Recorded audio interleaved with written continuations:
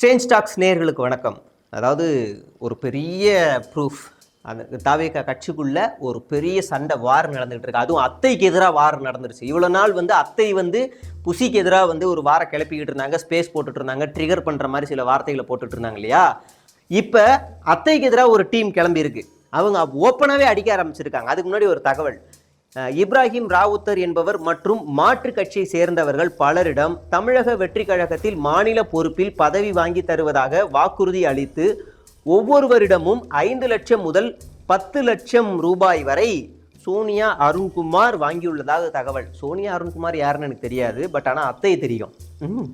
அப்புறமா பணம் கொடுத்தவர்கள் நீண்ட நாட்கள் காத்திருந்து கடைசியில் பதவிகள் கிடைக்காமல் பதவி வாங்கி கொடு அல்லது வாங்கிய பணத்தை கொடு என நெருக்கடி கொடுக்கப்பட்டதாக சொல்லப்படுகிறது. ஆமா, பதவி கொடு இல்லை காசு கொடு கேட்க தானே செய்வாங்க.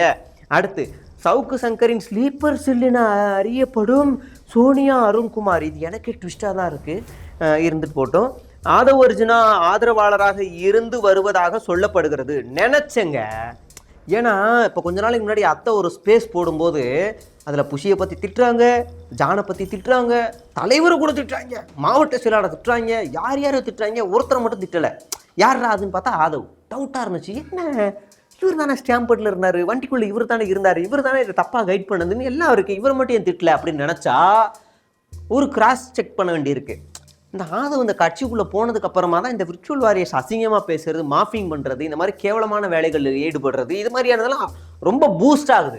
அதுக்கு முன்னாடி வரைக்கும் பெருசாக இந்த ரஜினி இந்த மாதிரியான சண்டைகள் தான் ஓடிக்கிட்டு இருந்துச்சு. இதெல்லாம் படிக்கும் போது நமக்கு அப்படி தான் தெரியுது. சரி,